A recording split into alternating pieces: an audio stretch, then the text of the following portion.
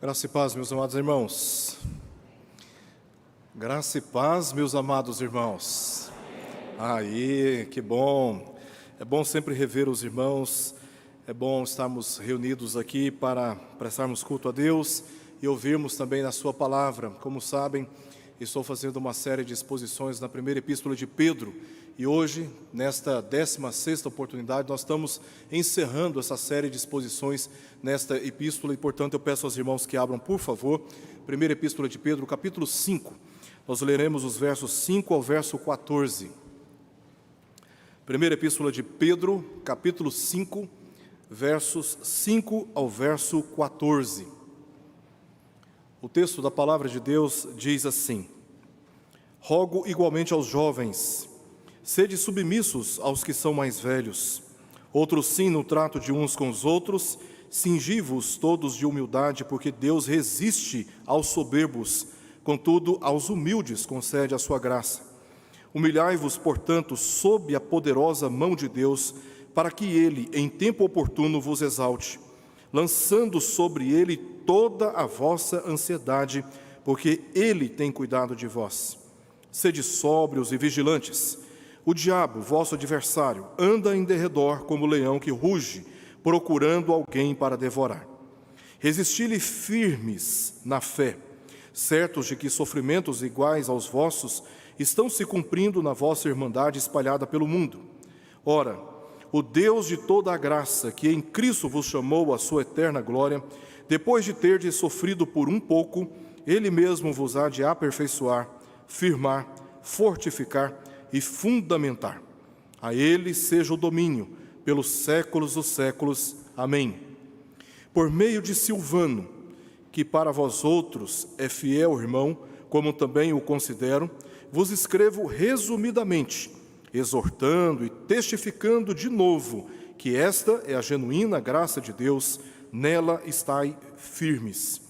Aquela que se encontra em Babilônia, também eleita, vos saúda, como igualmente meu filho Marcos. Saudai-vos uns aos outros com ósculo de amor. Paz a todos vós que vos achais em Cristo. Oremos. Pai querido, nós te pedimos a tua bênção, para que não apenas compreendamos aquilo que diz a tua palavra, mas que na ação do teu Espírito, segundo a comunicação fiel dela, sejamos transformados e direcionados segundo a tua vontade. Por isso, nos submetemos a Ti, te pedindo essas coisas em nome de Jesus. Amém. Amém.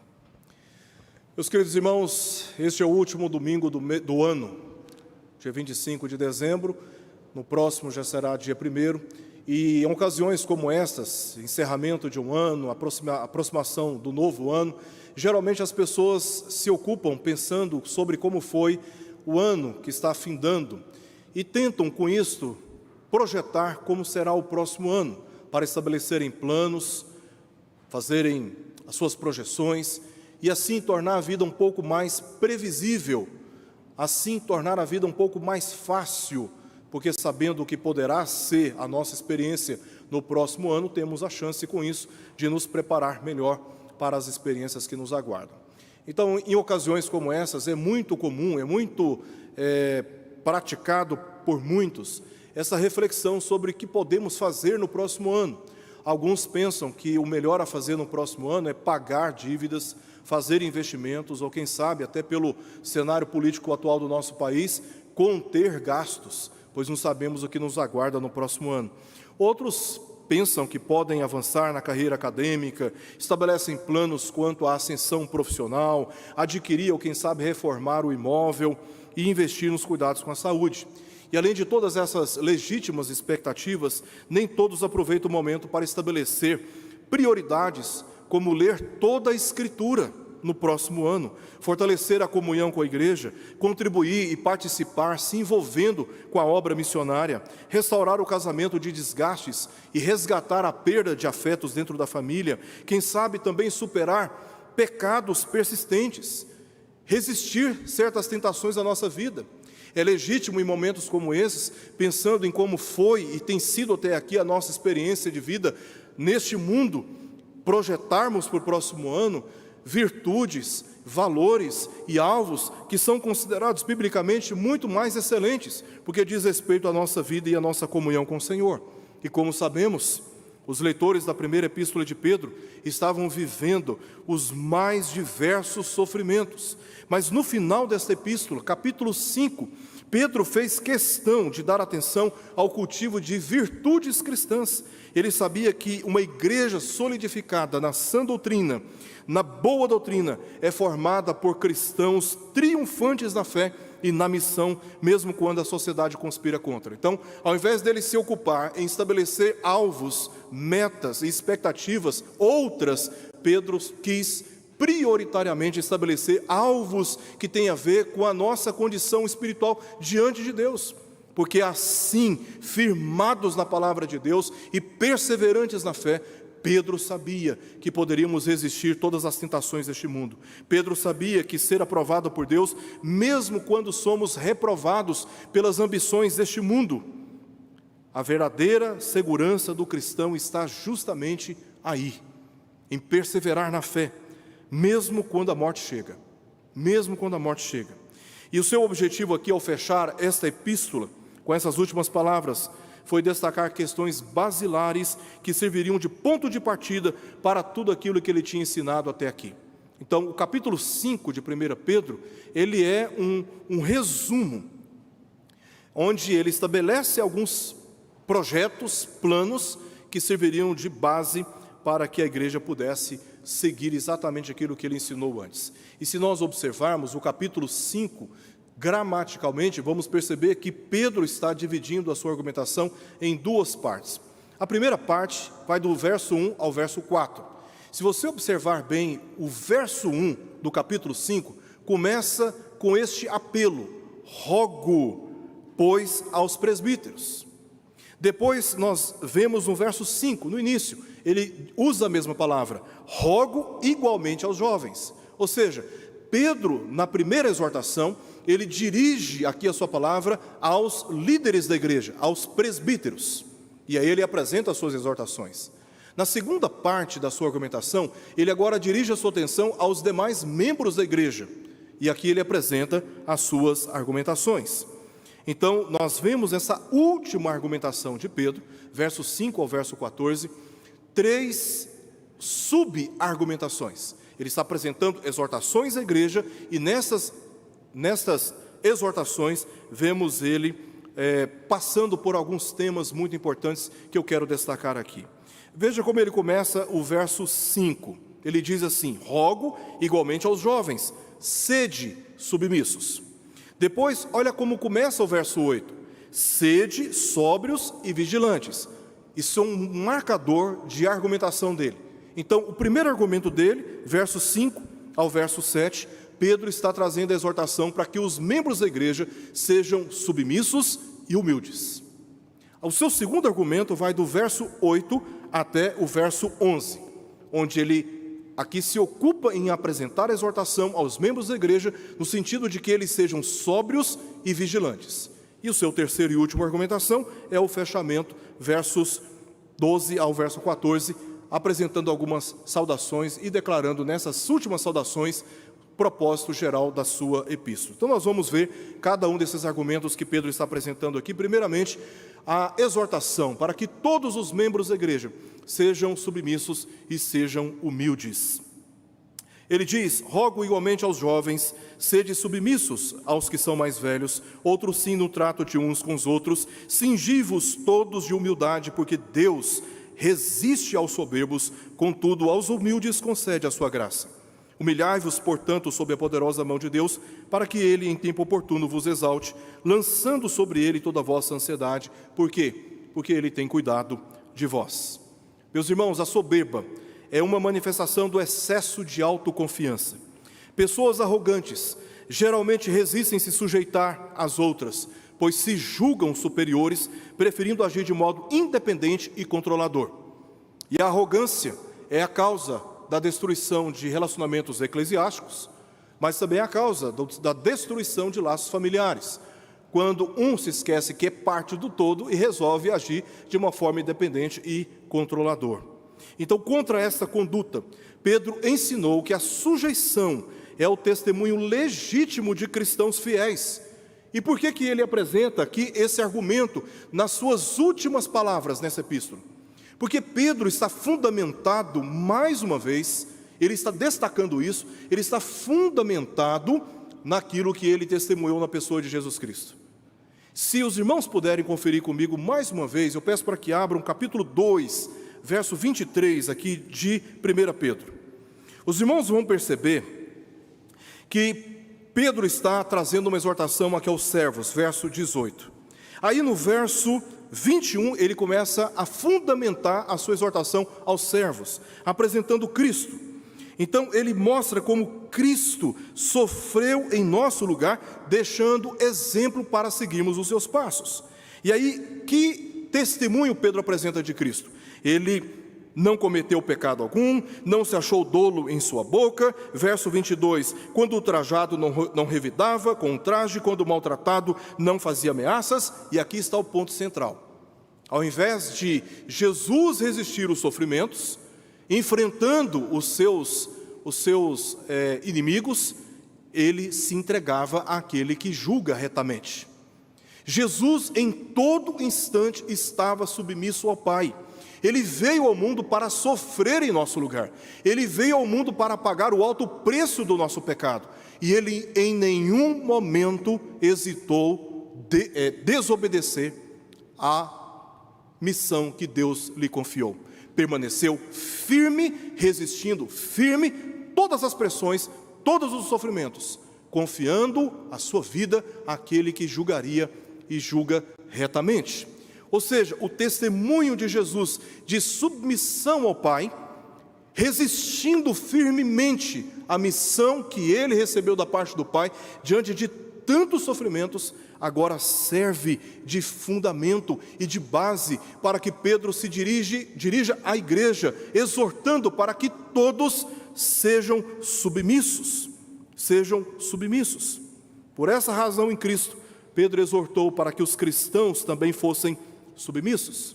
No capítulo 2, versos 13 ao verso 17, vemos ele exortando os cristãos para que sejam submissos às autoridades civis. No capítulo 2, verso 18 ao verso 25, parte do texto que nós lemos aqui, Pedro está exortando os cristãos a serem submissos no âmbito profissional aos seus patrões, aos seus senhores. Agora, no âmbito familiar, capítulo 3, verso 1 ao verso 6, Pedro exorta para que as mulheres sejam submissas a seus próprios maridos, inclusive àqueles que não obedecem à palavra. E no capítulo 3, ainda agora no verso 7, ele se dirige aos homens casados, para que sejam submissos a Deus. E não sendo submissos a Deus, sua comunhão com o Senhor fica comprometida. Quando os homens que estão sujeitos a Deus maltratam as suas esposas, não as tratam com dignidade, não zelam do seu testemunho. Então, a comunhão destes homens, por quebrar o mandamento horizontal de cuidar das suas esposas, ele tem a sua experiência de comunhão com Deus enfraquecida. Mas agora, no texto que lemos, no capítulo 5, Pedro, ele concentra este tema no âmbito eclesiástico. E ele, primeiramente, direciona essa exortação. Rogo igualmente aos jovens, verso 5 do capítulo 5, sede submissos aos que são mais velhos. A palavra velho aqui é ancião ou presbítero em grego. Ele já tinha falado e trazido uma palavra aos presbíteros.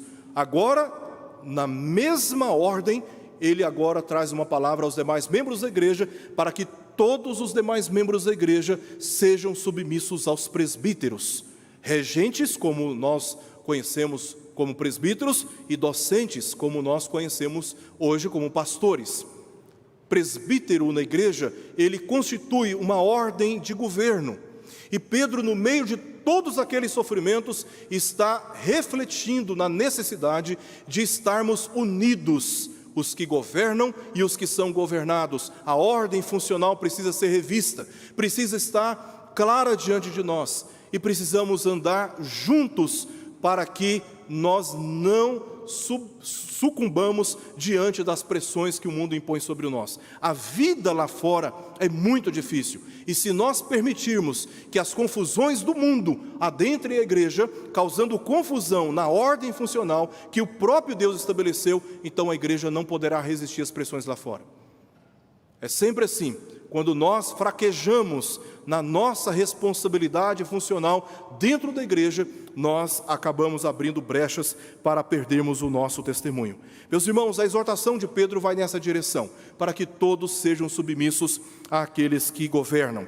Este é o mesmo testemunho, a mesma exortação que Paulo dá aos membros da igreja de Corinto. Nós lemos em 1 Coríntios capítulo 16, versos 15 a 16 o seguinte: E agora, irmãos, eu vos peço o seguinte: sabeis que a casa de Estéfanas são as primícias da Acaia, e que se consagraram ao serviço dos santos, que também vos sujeiteis a esses tais, como também a todo aquele que é cooperador e obreiro. O apóstolo Paulo tinha o mesmo pensamento, de que os membros da igreja devem tratar com respeito, consideração e, acima de tudo, submissão àqueles que foram consagrados para o serviço divino. A segunda exortação de Pedro, nessa mesma temática, agora diz respeito à responsabilidade que uns têm para com os outros, e nós lemos isso na parte B do verso 5. Outros sim, no trato de uns com os outros, cingivos de humildade. Então, todos devem submissão aos presbíteros, mas agora Pedro diz que todos devem mútua submissão, devem se sujeitar uns aos outros, assim como o próprio Paulo também diz em Efésios capítulo 5, verso 21. Sujeitar uns aos outros é um dever cristão. E quando Pedro diz aqui na parte B do verso 5, ele diz: cingivos todos de humildade no trato uns com os outros, Pedro está considerando aquilo que ele já disse antes. Se os irmãos conferirem capítulo 4, verso 10, nós vamos identificar exatamente o que Pedro está tratando aqui. Capítulo 4, verso 10 e verso 11. Ele diz: servi uns aos outros, cada um conforme o dom que recebeu, como bons dispenseiros da multiforme graça de Deus. Se alguém fala, fale de acordo com os oráculos de Deus. Se alguém serve, faça-o na força que Deus supre, para que em todas as coisas seja Deus glorificado por meio de Jesus Cristo, a quem pertence a glória e o domínio pelos séculos dos séculos. Amém. Meus irmãos, cada crente é único e foi habilitado pelo Espírito Santo para amar e servir uns aos outros, para que em todas as coisas Deus seja glorificado por meio de Jesus Cristo. Ninguém é autossuficiente na igreja, porque são membros uns dos outros e formam aquilo que Paulo chama de corpo de Cristo.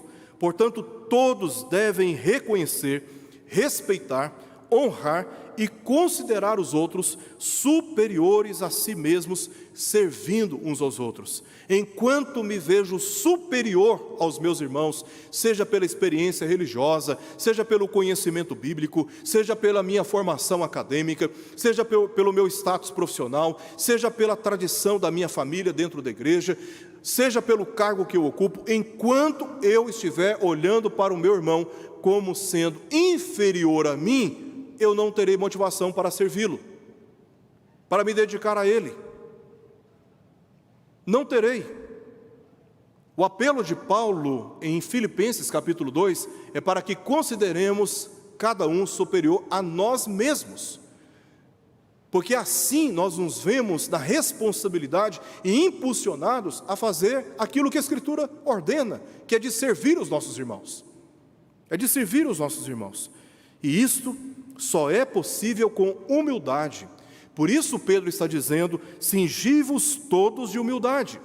E certamente Pedro, mais uma vez, está trazendo essa exortação aos membros da igreja para que sejam humildes no trato uns com os outros, pensando, lembrando da experiência que ele testemunhou com Jesus no capítulo 13, segundo o registro do capítulo 13 do Evangelho de João, quando Jesus, na última ceia com seus discípulos, quando eles estavam discutindo quem seria o maior no reino dos céus, Jesus se levantou, cingiu a sua cintura com um avental, pegou uma bacia com água e começou a lavar os pés dos discípulos.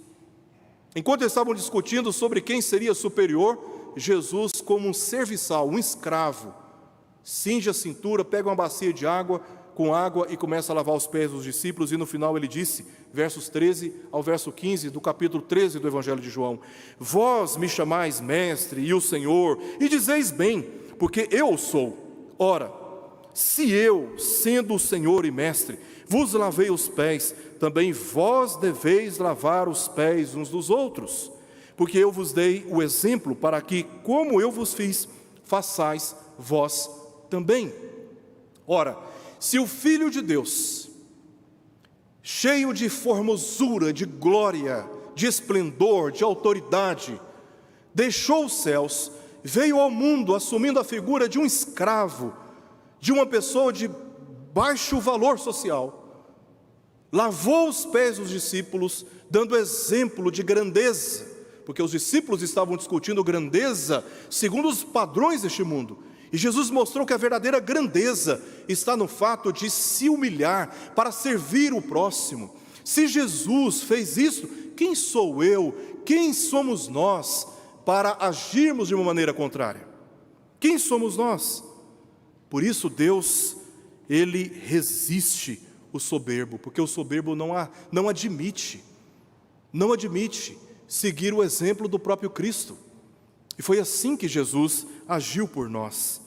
Notemos que a exortação não foi para sentir, nem para orar por humildade, mas para tratar uns aos outros humildemente. É isso que Pedro diz: no trato uns com os outros, cingi-vos com humildade. É uma questão objetiva, tratar os nossos irmãos com humildade.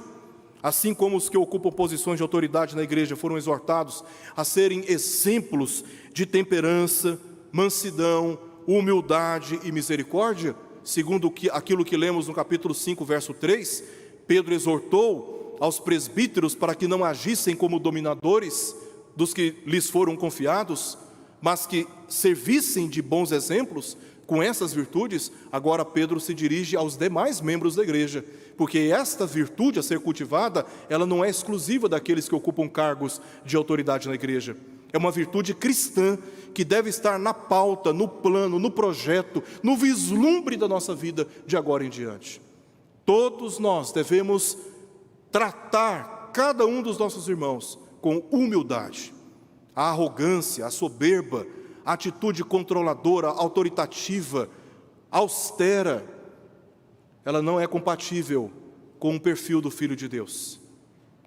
E ela não dá testemunho do cristão verdadeiro e fiel. Pedro sabe disso, pelo exemplo que ele viu em Cristo.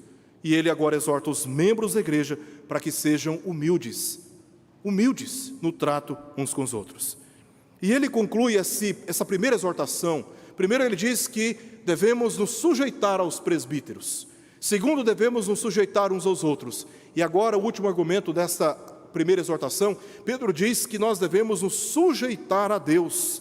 Parece ser óbvio, mas a falta de observância de um princípio tão básico como este tem sido causa de muitos sofrimentos, pelos quais já passamos, talvez estamos passando, e se nós não formos atenciosos e fiéis, nós haveremos de passar por muitos sofrimentos. Então Pedro apresenta aqui 3 razões porque nós temos que nos sujeitar a Deus. A primeira razão está na parte C do verso 5. Ele começa com uma conjunção por quê? E aí ele vai dizer por que nós devemos nos sujeitar. Porque Deus resiste aos soberbos, contudo aos humildes concede a sua graça. Então o primeiro argumento é que Deus abençoa os humildes. E ele resiste, ou seja, ele se opõe ao soberbo.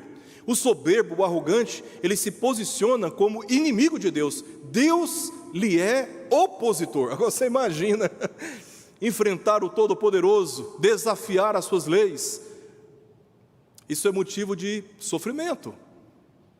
Então Pedro sabe disso. Olha, vocês querem sair deste sofrimento, dessa angústia existencial, vocês querem vislumbrar uma saída para esta vida cercada de trevas, de dúvidas e de inseguranças, vocês precisam se humilhar sob a poderosa mão do Senhor, porque é o Senhor que tem o poder de transformar circunstâncias que por nós jamais poderão ser transformadas. Deus tem o poder de intervir e de mudar a história do ser humano. É Ele quem tem a resposta, é Ele quem tem a direção, é Ele quem tem o poder. E só Ele é a solução para todo ser humano. Deus resiste o soberbo, mas aquele que é humilde e que se humilha sob a sua poderosa mão, Ele concede a sua graça. Não há nenhuma circunstância, nenhum momento na história da nossa vida que mereçamos o bem e o favor do Senhor. Mas Ele concede a sua graça quando nós nos rendemos, paramos de lutar com Deus e nos rendemos, dizendo: Senhor, aqui está a minha vida, eu não consigo sozinho, Pai, e eu dependo do Senhor. E é exatamente isso que Pedro vai ilustrar, ou vai exortar na sequência. No verso 6 ele apresenta o segundo motivo: Deus concede graça aos humildes. No verso 7 ele apresenta o motivo, o terceiro motivo, porque Deus tem cuidado dos seus. No verso 7 nós lemos: lançando sobre ele toda a vossa ansiedade. Por quê? Porque é Ele quem tem cuidado de vós. Ele quem tem cuidado de vós. É só Ele que cuida de nós. Ah, meus irmãos, se nós chegamos até aqui com motivos de gratidão a Deus por bênçãos alcançadas, não foi pelo nosso mérito, foi pelos cuidados do Senhor. E se nós chegamos até aqui não tendo alcançado os objetivos traçados no ano passado para este ano, é porque o Senhor nos livrou de muitas tempestades. É o Senhor quem tem cuidado de nós. Mesmo quando nós não percebemos os cuidados do Senhor, o texto afirma que Deus tem cuidado. E o tempo é presente, é contínuo. Ele está continuamente cuidando de nós. Então, como que nós, verso 6, nos humilhamos sob a poderosa mão de Deus? Verso 7 responde: lançando sobre ele toda a vossa ansiedade. É buscando a Deus e confiando a Ele as nossas ansiedades. Vamos nos lembrar que aqueles cristãos estavam sofrendo perseguição por causa da sua fé. E eles estavam sofrendo perseguições com calúnias, com injustiças, com maus tratos. E além de tudo isto, eles foram forçados a fugirem, se tornando peregrinos e forasteiros em terras estranhas, conforme lemos no verso 1 do capítulo 1 e no capítulo 2, verso 11. Por tudo isto, ainda estavam sofrendo ansiedade por causa de insegurança. A situação daqueles cristãos era uma situação na qual eles não tinham condições de fazerem nenhum plano, porque eles não tinham segurança, nem neles mesmos. Eles não sabiam nada que poderia acontecer. O que estava tomando conta dos seus corações era este medo, essa insegurança, essa incerteza. E tudo isso estava afligindo os corações daqueles amados irmãos. E Pedro diz: se humilhem sob a poderosa mão do Senhor, lançando sobre Ele toda a vossa ansiedade, porque Ele tem cuidado de vocês. E Ele vai cuidar de cada um de nós. Nós não sabemos o que vem pela frente, do ponto de vista pessoal e do ponto de vista nacional. Nós não sabemos o que vem pela frente. Mas Pedro está dizendo: a confiança de vocês precisa estar no Senhor, e não no homem, e não em vocês mesmos, porque é o Senhor quem pode cuidar de vocês. É isso que Pedro reflete aqui. Reflete sobre a graça e a justiça de Deus, para que eles pudessem confiar a Ele toda a sua ansiedade, porque Ele é poderoso para cuidar daqueles que invocam. Peço aos irmãos que leiam comigo capítulo 3, verso 12. Pedro já tinha falado sobre isso. Ele está apenas repetindo, reverberando, fazendo ecoar os seus ensinamentos. No capítulo 3, verso 12, Pedro já tinha dito: porque os olhos do Senhor repousam sobre os justos, e os seus ouvidos estão abertos às suas súplicas, mas o rosto do Senhor está contra aqueles que praticam males. Deus resiste os soberbos, mas dá graça aos humildes. Portanto, humilhai-vos sob a sua poderosa mão, lançando sobre Ele toda a vossa ansiedade, porque Ele tem cuidado de vós, e Ele haverá de cuidar de cada um de nós. Que a nossa confiança esteja no Senhor. O seu último argumento está no verso 8 ao verso 11. penúltimo argumento, na verdade. O primeiro argumento dele é para que sejamos submissos e humildes aos presbíteros, uns aos outros e a Deus. E agora o seu penúltimo argumento é: sejam vigilantes. Sejam vigilantes. E o que nós lemos aqui, olha como começa o verso 8: sede sóbrios e vigilantes. E nesses sede sóbrios e vigilantes, Pedro aponta duas direções que precisamos dar muita atenção. A primeira direção é a direção do diabo. Do diabo. Nós temos que ser sóbrios e vigilantes. E aqui ele usa uma metáfora que descreve a tática de ataque dos leões, chamando a atenção para a realidade do próprio diabo. Eu sei que muitos não gostam de falar sobre, não gostam de pensar sobre, mas não podemos negar a realidade do diabo, destas hostes demoníacas que estão presentes no mundo, atuando para justamente se opor à igreja, se opor a mim e a você, quando nos comprometemos em andar firmemente na fé em Jesus Cristo. Pedro apresenta o diabo como adversário. Essa é a sua função, é se opor a mim e a você, se opor à igreja, quando esta, fundamentada na sã doutrina, decide andar vigorosamente em obediência ao Senhor. O diabo vai se opor. E Pedro está lembrando os seus leitores de que a realidade do diabo não pode ser ignorada e nem subestimada. Nós temos um inimigo de natureza espiritual que se opõe a mim e a você diante dos compromissos que assumimos perante o Senhor. E a sua estratégia é de andar ao derredor rugindo. Ou seja, o que os leões fazem? Eles cercam a presa. Isso nós assistimos nos documentários, nos canais de streaming.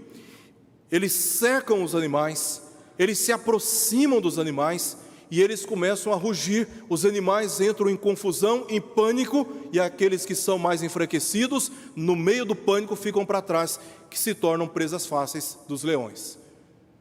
Pedro está dizendo que o diabo age da mesma forma contra mim, contra você, contra esta igreja.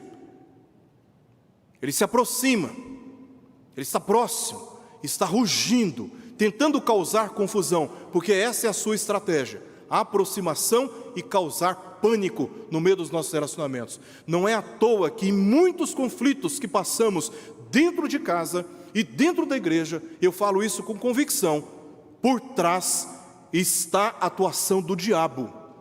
Porque é o diabo que tem prazer, interesse, objetivo de destruir o seu casamento, de destruir as suas relações familiares, de destruir o vigor dessa igreja, fazendo-a perder a visão missionária, de proclamar o evangelho a toda criatura, colocando uns contra os outros, o tempo todo, por comparações, críticas injustas, arrogância, soberba e por aí vai.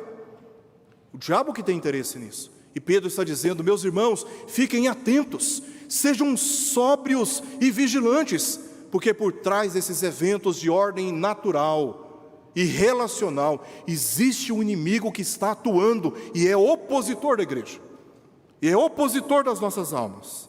Seu propósito, como diz Pedro, é de procurar alguém para devorar. Seu propósito é de matar, roubar e destruir. Então, o que nós devemos fazer? Pedro responde: vocês precisam resistir. Pedro ainda não me ajudou. O que eu posso fazer para resistir o diabo? E ele responde que nós devemos perseverar na fé, atendendo às exortações anteriormente comunicadas. Não adianta jogar água benta. Não adianta pegar uma Bíblia e bater na cabeça do endemoniado. Não adianta ficar gritando. O que adianta é perseverar na fé. É assim que nós vencemos o diabo. Perseverando, meus irmãos, nos compromissos que assumimos diante do Senhor, segundo a fé que professamos na pessoa bendita de Jesus Cristo. É assim que nós vencemos o diabo, resistindo firmes na fé. E se queremos triunfar no próximo ano, se quisermos vencer no próximo ano, mais do que almejar alcançar conquistas deste mundo terreno, temos que perseverar na fé, resistindo firme o nosso adversário. Porque Deus dá graça aos humildes, que se humilham sob a sua poderosa mão. considerando que o sofrimento pela fé caracteriza a irmandade cristã no mundo. Segundo argumento sobre essa questão de vigilância é que, se por um lado Pedro nos faz pensar nas estratégias do diabo contra a igreja, Pedro também nos leva a pensar sobre a necessidade de sermos sóbrios e vigilantes quanto aos propósitos divinos que Deus tem no meio dos nossos sofrimentos. Isso é o que nós lemos nos versos 10 e no verso 11. Verso 10 e verso 11 dizem: ora, o Deus, ele começa dizendo, verso 8, sede sóbrios e vigilantes, ponto. Aí ele apresenta o primeiro argumento: nós precisamos ser sóbrios e vigilantes contra o diabo. Aí no verso 10, ligado a esse argumento central, no início do verso 8, ele diz: ora, o Deus de toda graça, que em Cristo vos chamou à sua eterna glória, depois de terdes sofrido por um pouco, Ele mesmo vos há de aperfeiçoar, firmar, fortificar e fundamentar. A Ele seja o domínio pelos séculos dos séculos. Amém. Ou seja, temos que estar vigilantes quanto aos propósitos de Deus nos nossos sofrimentos. Como já vimos, o sofrimento é causado pelo pecado, quando nós tomamos decisões que não deveríamos tomar, decisões mal pensadas, decisões não orientadas biblicamente, quando nos precipitamos nas paixões da nossa carne, quando agimos de uma maneira injusta contra os distraídos. Isso traz consequências, traz experiências indesejadas. E muitos dos nossos sofrimentos, não adianta colocar a culpa no diabo, não. Temos que culpar a nós mesmos por causa da rebeldia do nosso coração, quando nós recusamos observar a palavra de Deus e andamos por um caminho contrário. Aí sofremos consequências, por causa do pecado do nosso próprio coração. Mas nós também sofremos, conforme aquilo que Pedro mesmo diz no início do capítulo 3 de 1 Pedro, sofremos também por causa das hostilidades dos ímpios, dos incrédulos. Quando estamos andando em retidão, fazendo o que é certo, nós também estamos sujeitos aos sofrimentos dos incrédulos. Contudo, Deus utiliza o sofrimento para enrijecer a nossa fé, cumprindo propósitos santificadores e gloriosos. Como disse José aos seus irmãos no Egito, depois de ter sido vendido pelos irmãos, submetido a muitas humilhações, a um trabalho escravo, sofreu com uma prisão injustamente. No final da história, no final do livro de Gênesis, no capítulo 50, verso 20, José diz a seus irmãos: vós, na verdade, intentastes o mal contra mim, porém Deus o tornou em bem. Deus usou todos os sofrimentos na história de José para levá-lo a um status de governador do Egito e poder agora ajudar a sua própria família. Deus usa os nossos sofrimentos para um fim glorioso. Por isso, Ele mesmo cuida de nós, nem sempre nos livrando dos sofrimentos, mas nos aperfeiçoando, nos firmando, fortalecendo e fundamentando através dos nossos próprios sofrimentos. E nós clamamos: Deus, livra-me deste sofrimento. Senhor, ouça a minha oração. Não permita que esse sofrimento se estenda. E Deus vai dizer para você: eu vou te livrar desse sofrimento, mas eu preciso mantê-lo desses sofrimentos por mais um tempo, porque eu estou tratando o seu coração. É isso que o autor de Hebreus diz no capítulo 12 do livro de Hebreus. Deus disciplina quem ama, e Ele usa os nossos sofrimentos para nos aperfeiçoar. Nenhum de nós tem prazer nos sofrimentos, mas muitas vezes eles são úteis para corrigir o orgulho de tentar viver do nosso próprio modo, com vaidade, impurezas sexuais, idolatria, omissão no casamento e na família, afastamento da comunhão da igreja, colocando desculpa em tudo e assim se afastando cada vez mais da comunhão com a igreja e etc. E Deus usa as consequências dessas decisões equivocadas do nosso próprio coração, permitindo o sofrimento, para resgatarmos aquilo que jamais deveríamos abrir mão. No fim, Deus se encarrega de glorificar a si mesmo, conforme lemos no verso 11, afirmando nos sofrimentos que Ele é o Senhor, o único Senhor, aquele que domina e dominará pelos séculos dos séculos.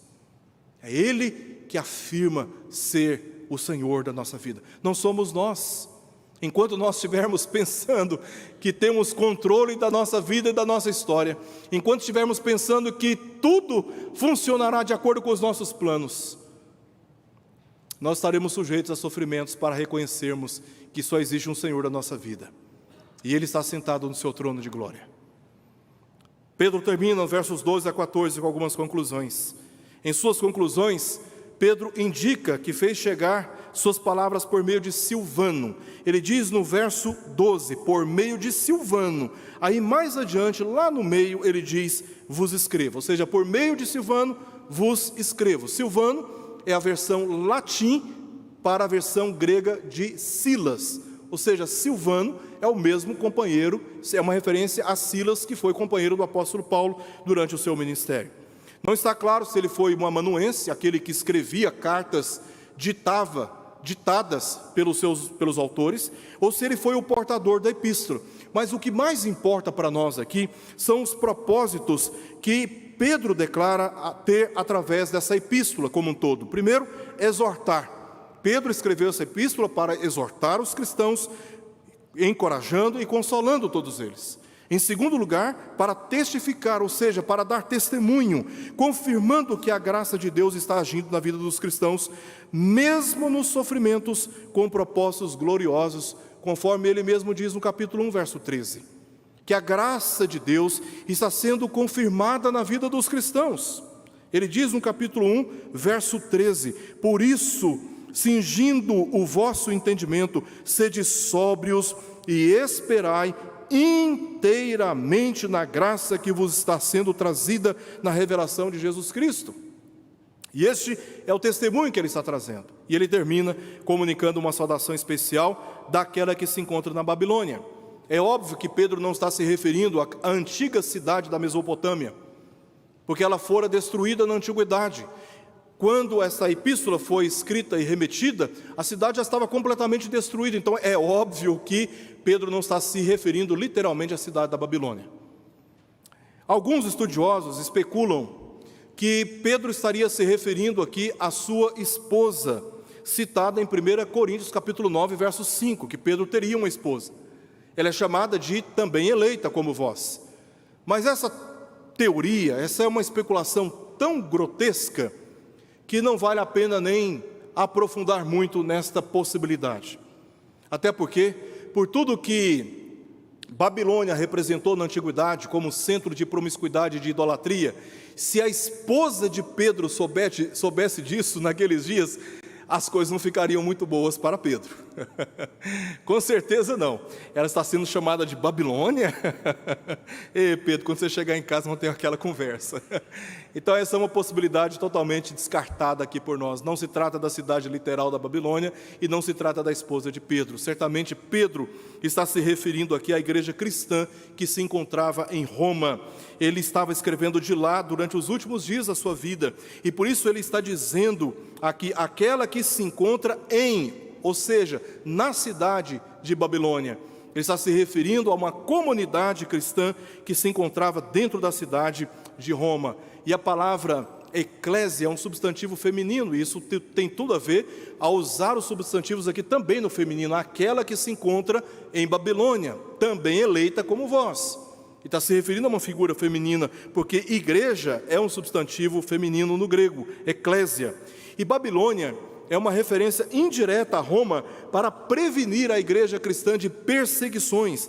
João também usou essa figura de Babilônia para se referir a Roma na epístola de Apocalipse.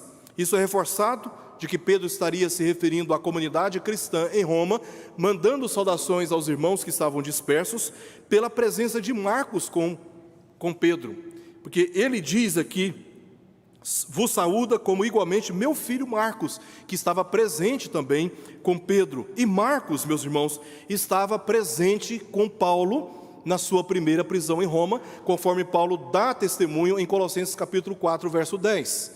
Justamente entre os anos 60 e 63, ou seja, essa saudação final é da igreja que se encontrava em Roma para esses cristãos que estavam dispersos. Isso é consolador, foi consolador para aqueles cristãos que estavam padecendo, porque eles também em Roma estavam padecendo, e estes estão mandando saudação, como que dizendo: olha, nós estamos junto com Pedro nessas palavras que estão chegando até vocês. E essas palavras são palavras muito consoladoras, e eu quero terminar, meus irmãos, apenas refletindo, recapitulando o que vimos até aqui.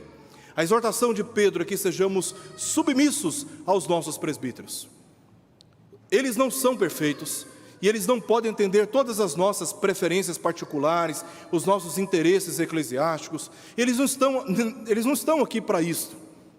Estes homens foram consagrados e apresentados à igreja que os elegeu, e foram revestidos de autoridade para, juntamente com outros, comporem o que nós chamamos de conselho, para exercerem governo e conduzir o rebanho do Senhor, com muita responsabilidade. Eles são merecedores do nosso apoio, das nossas considerações e dos nossos tratamentos humildes e misericordiosos, porque eles carregam um fardo e uma responsabilidade que depois haverão de prestar contas. É muito importante que estejamos orando pelos nossos presbíteros, os apoiando com as nossas mãos, com as nossas palavras, com o nosso envolvimento. E Pedro exorta para que sejamos humildes no sentido de tratar uns aos outros como superiores a nós mesmos, os servindo conforme os dons que Deus nos concedeu pelo Espírito, a cuidar uns dos outros. Se tem um alvo e um objetivo que podemos traçar para o ano que vem, é para que sejamos mais servos uns dos outros, porque isto aponta para aquilo que haveremos de viver em toda a eternidade, e não apenas uma experiência passageira de prazer que podemos ter aqui e perder ali. Nós somos o povo de Deus e temos que nos ver assim, como membros uns dos outros, e acima de tudo, nos humilhar sob a poderosa mão do Senhor, porque é Ele quem cuida e Ele quem cuidará de nós. E o maior exemplo que nós temos disso é do Senhor Jesus Cristo no Getsêmani, quando, agonizando pelos sofrimentos que haveria de enfrentar ainda com os soldados do Sinédrio, em uma noite inteira de torturas e a exposição humilhante naquele madeiro, derramando o seu sangue a favor de todos nós, Jesus orou ao Pai, dizendo: meu Pai, se possível, passe de mim este cálice, todavia não seja como eu quero, e sim como tu queres.